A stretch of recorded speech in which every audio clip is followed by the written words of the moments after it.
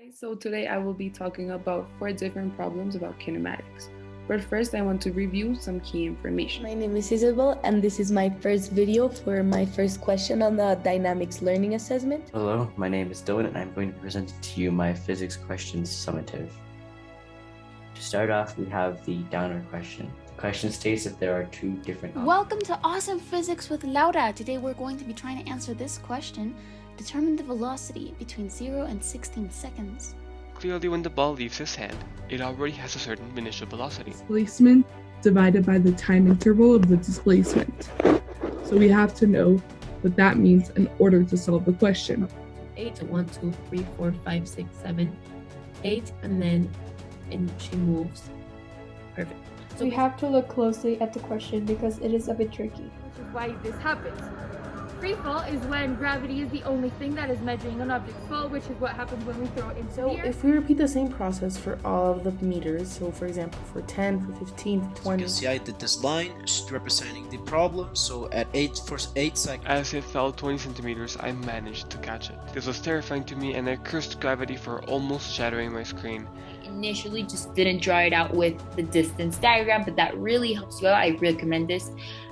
Now we're going to talk about the third question, which is the one about the stationary boat that is 20 meters away from us. This is a harder concept to wrap one's head around, but here we go. At some point it's going to stop because gravity is going to want to pull it down. And how do we know that gravity is going to pull it down? Well, because that's what gravity does. The downer question is asking you to elaborate how a 1 kg cube and a 5 kg cube reach the ground at the same time at the height of 1 meter off the ground. Be going here for 20 minutes. Another 10 kilometers for 20 minutes. Such as I know that velocity is 0 because it is falling down and its initial velocity. Travel between the two of them. And this is a trick question, right? It's worded to sound a lot more confusing than it actually is. 2 times the acceleration, which is negative 9.8. For 52 seconds. Okay. Another way to solve this question is using the formula frames per second equals. And we can see in the graph both bikes which are traveling at the same speed crash. So there's 2 ways of solving this. The way I use is that I calculated how many frames there are from point 0 to velocity, which is displacement over change in time. So first we look at the graph and we see that the change in time is a total of 16 seconds. 0.5, 6, 5.5, and 5 to represent all the frames between those numbers.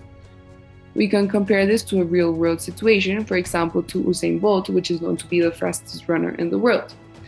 He is known to have an acceleration between 8 meters per second squared to 10 meters per second squared. This would mean that he can accelerate 5 times as fast as the boat in the example.